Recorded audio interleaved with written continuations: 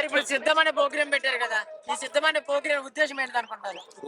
సిద్ధమనే ఈ ప్రోగ్రామ్ కి జగన్మోహన్ రెడ్డి గారు చేసిన అభివృద్ధి మీద, చంద్రబాబు నాయుడు గారు చేయలేనటువంటి అభివృద్ధి మీద యుద్ధం. ఓ సామాన్యుడికి, దళితుడికి, ఉన్న పెద్దందారులకి యుద్ధం.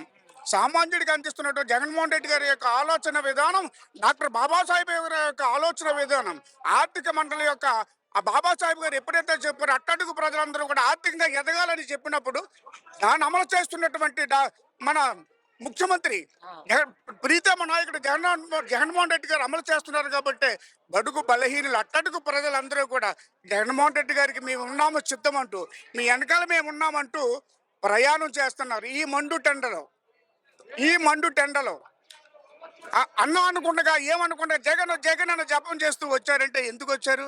ఆయన పెడుతున్నట్టు మా పిల్లల్ని, మా పిల్లల యొక్క చదువు, మా ఆర్థిక విధానం, ఆడపడుచుల ఆర్థిక పరిస్థితి అంతా కూడా సమానము చేసి ఇలా ఉన్నతాయి పక్కన కూర్చోబెడుతున్నారంటే జగన్మోహన్ రెడ్డి. అంటే మరి ఈ మీటింగ్ లో డబ్బులు ఇస్తే వస్తున్నారు అన్నారు కదా. అస్సలు మా డబ్బులు మేము పెట్టుకుని వచ్చాం.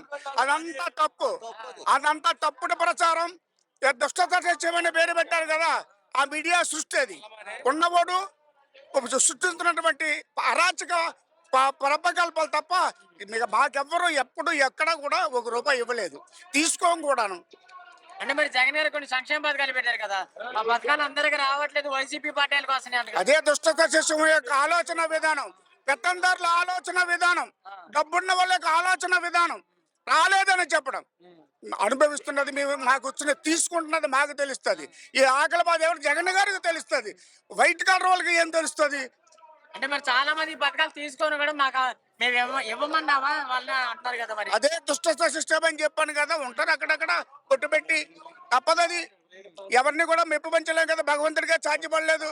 ఇలా 99% చేశాడు కాబట్టి శబ్దం నేను ఉన్నానని, మీరు ఉన్నారని అనిపిస్తా ఉన్నాడు జగన్మోహన్ రెడ్డి.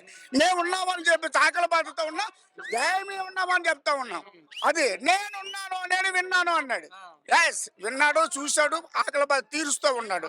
మా పిల్లల యొక్క చదువుని IBM స్కూల్స్ తీసుకొచ్చి ఇలా ఇంటర్నేషనల్ లెవెల్లో పెట్టాడంట. మహానుభావుడికి చేతులెట్టి దండం పెట్టా. అంతకంటే మాకేం కావాలమ్మా? మరి స్కూల్ పేరు చెప్పి, బ్యాంకుల పేరు చెప్పి అవినీతి చేస్తున్నాడు జగన్ అంటారు. అదే దుష్టమైన యొక్క ప్రచారం అని చెప్తున్నాను కదా. దుష్టమైన ప్రచారం. వైట్ కాలర్స్ ఉన్న వాళ్ళ యొక్క తెల్లగా సట్లేదు తప్పుడు నిర్ణయాలు తీసుకున్నా ఈ ప్రజల్ని నమ్మించలేరు కదా. ఎంత నమ్మిస్తారు మీరు? ఎన్ని రాతలు రాస్తారు మీరు? ఎన్ని మీడియాలు పెట్టి రాస్తా ఉంటారు మీరు? మీ మీడియాలు, మీ పత్రికలు అన్ని కూడా ఎక్కడా పనిచేయి ఈ ప్రజల ముందు, ప్రజా తీర్పు ముందు ఎవరు ఆగలేరు. మరి వైసీపీ నాయకులు రోడ్ల మీద ఉరికించి కొడతాను పవన్ కళ్యాణ్ సవాల్ చేస్తున్నారు. ఎలాగంటే వైసీపీ నాయకుల్ని రోడ్డు మీద ఉరికించి కొడతామని పవన్ కళ్యాణ్. అదే చెప్తున్నాను కదా, పవన్ కళ్యాణ్ గారు ఆలోచన విధానం ప్రజల గురించి, ప్రజల క్షేమం గురించి, మన బాబాసాహెబ్ గారి ఆలోచన విధానం గురించి, భారతదేశం యొక్క ఉనికి గురించి, భారతదేశంలో ఉన్న దళిత పీడిత ప్రజల యొక్క జీవిత విధానం గురించి తెలిసినట్లయితే, గొడ్లు ఇప్పిస్తాను, చొక్కాలు ఇప్పిస్తాను, కడ్రాలు ఇప్పిస్తానంటే ఎవరు వెళ్ళిపోతారన్నా? అదంతా ఆయన ఒక్కడే మిగులుతాడు. ఆయన చదువుకున్న ఆయన, నేను 250 బుక్కులు చదివాను అన్నారు. 250 బుక్కులు చదివాను నేను మరో గుర్రం జాషువాని అన్నారు, మరో అంబేద్కర్ అంటా ఉన్నాడు. అంటా ఉంటే ప్రజల గురించి ఏం తెలుసు? మరి ఆయనకే వదిలేయాలి, పెద్ద ఆయన కదా, ఆయన కూడా ఏమో మరి. మరి ఈసారి వైసీపీకి డిపాజిట్లు రానివ్వ అంటున్నారు కదా. అదే అది ఉండదు. కొన్ననాలకు ముందు అయితే ఉన్ననాలకు పోయిందంట.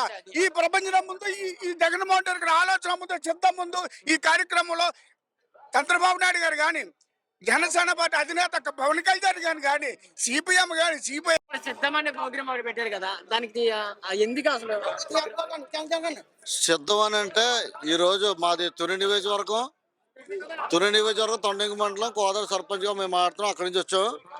సిద్ధమని జగన్ గారు ఎందుకు ప్రకటించాడంటే, తెలుగుదేశం నాయకులు, జనసేన వీళ్ళందరూ పొత్తులతోటి ఏదో జగన్మోహన్ రెడ్డిని ఏదో చేసేద్దని చెప్పేసి అనుకుంటున్నారు. అందుకని ప్రజల్లో విషయాలు ఏముందన్న తెలియజేయడం కోసమే సిద్ధం అనే ప్రోగ్రాం జగన్మోహన్ రెడ్డి గారు రూపకల్పన చేశారు. ఈ మీటింగ్ ద్వారా చంద్రబాబు నాయుడు కానీ, పవన్ కళ్యాణ్ కానీ, కాంగ్రెస్ పార్టీ ఇప్పుడు కొత్తగా సరిబిలోడు దిగింది రాష్ట్రాన్ని వదిలిందని ఆవిడకి కానీ పక్కగా ప్రజలు విషయాలు తెలియజేయాలనే ఉద్దేశంతో నేను సిద్ధపడ్డాను, మీరు కూడా సిద్ధపడండి అని ఒక ప్రోగ్రాం చేయడం బట్టి మేము పబ్లిక్ గా ఒప్పుకున్నాం. ఇప్పుడు అదే చెప్పారని చెప్పేసేసా మేము సిద్ధమని ప్రకటించిన పబ్లిక్ గా మేము ప్రకటించాం. మా సీఎం గారు కూడా పబ్లిక్ చెప్తున్నారు.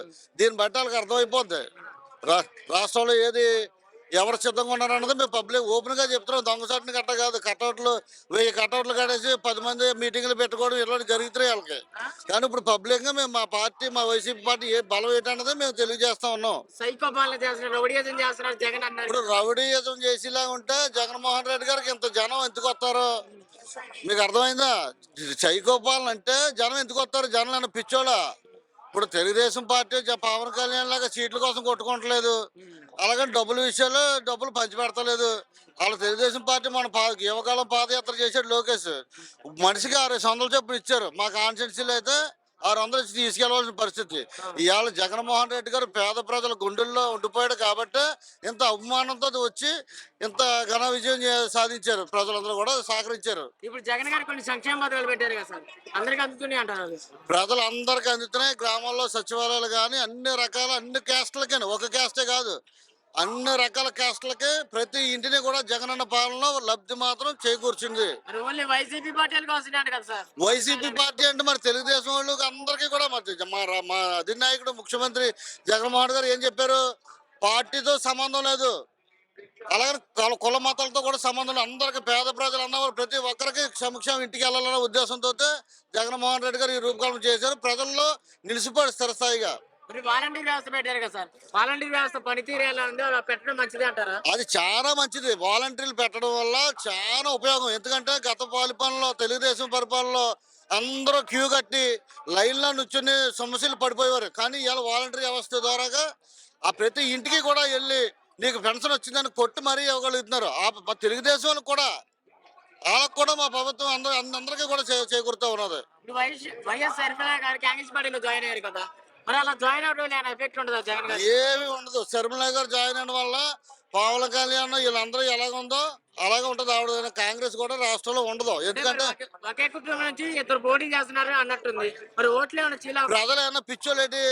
ఎంతమంది పడితే అంతమంది డెమోక్రసీ. ఇందులో అందరూ పోటీ చేసుకోవచ్చు. కానీ ప్రజలు ఎవరికైతే సంక్షేమం అందిందో, ఎవరికైతే మేలు జరిగిందో దాని విషయమేనే ప్రజలు ముందుకెళ్తారు తప్ప ఎవరు పడితే వాళ్ళు వచ్చేస్తే ఊరికే ముందుకు వెళ్ళిపోయే పరిస్థితులు మాత్రం లేదు. ఇప్పుడు జగన్ గారు వైనాట్ 170 అంటున్నారు, సాధ్యమైతే అంటారా? పక్కాగా ప్రజల్లో ఉన్నారు జగన్మోహన్ రెడ్డి గారు. 175కి 170 నియోజకవర్గాల్లో మా పార్టీ, మా జగన్మోహన్ రెడ్డి గారు ప్రతి దానిలో టికెట్ నిర్ణయించడం జరిగింది. ప్రతిపక్షం వాళ్ళకి ఇంకా ఖరారు కాలేదు. వాళ్ళు ఎక్కడికి వెళ్తారో కూడా పోయిన లేదు. వాళ్ళు మరి ఎమ్మెల్యేలు మారుస్తున్నారు కదా సార్, మా పార్టీలో మా అధినాయకుడు ఏది చెప్తే అదే వింటారు. ప్రజలందరూ ఎలాగున్నారో తెలుసుకున్నారు, ఈస్ట్మెంట్ చేసుకున్నారు. వాళ్ళ ఎమ్మెల్యేలు మార్చడం వల్ల ఏది కూడా తేడా లేదు. పక్కగా ప్రతి నియోజకవర్గంలోనూ వైసీపీ జెండా ఎగురుతుంది. ప్రజలందరూ సంసిద్ధంగా ఉన్నారు.